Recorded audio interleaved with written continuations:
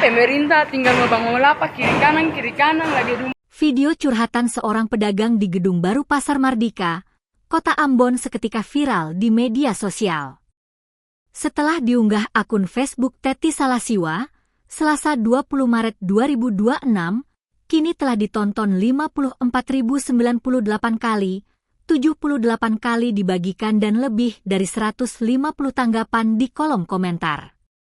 Dalam video curhatan berdurasi 1 menit 55 itu, pedagang yang akrab disapa Usi itu menangisi kondisinya menyusul barang dagangannya hilang. Dengan berlinang air mata, penjual pakaian dalam itu meminta perhatian serius dari Wali Kota Ambon dan Gubernur Maluku untuk keamanan Pasar Mardika. Dia juga menyinggung kamera pengawas atau CCTV gedung yang terpasang namun diketahui tidak berfungsi. Situasi ini mendapat perhatian publik, berbagai komentar pun dilayangkan. Komentar lainnya datang dari akun milik Ona Buton yang mengecam ketidakpedulian dari pemerintah.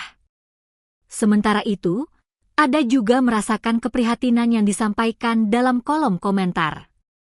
Komentar lainnya dari akun milik Ibnu Sina yang turut merasakan kesedihan ibu tersebut.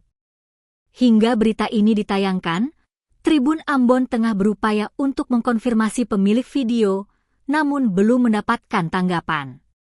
Sementara itu diketahui gedung yang dibangun dengan anggaran senilai lebih dari 134 miliar rupiah itu telah rampung dengan sejumlah fasilitas modern sebagai pendukungnya. Mulai dari eskalator, lift, ruangan menyusui, ruangan serbaguna, toilet, dan mushola dan kamera CCTV yang tersedia di gedung seluas 20.000 lebih meter persegi itu.